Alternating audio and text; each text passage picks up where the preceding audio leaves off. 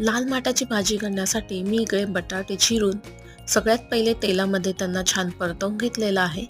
आता त्याच्यामध्ये मी लसूण आणि जिरे टाकत आहे. यांना आणि आपण छान परतवून घेऊया.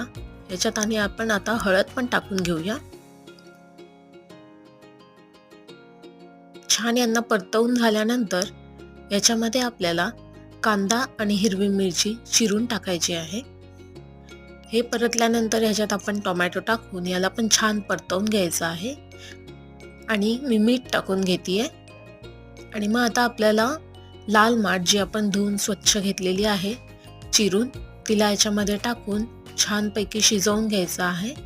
आणि आपल्याला खाण्यासाठी लाल माठ तयार आहे. भाजी शिजल्यानंतर मी ह्याच्यामध्ये टाटा संपूर्णचा गरम मसाला टाकला आहे, ज्याने चव अजून छान वाढते.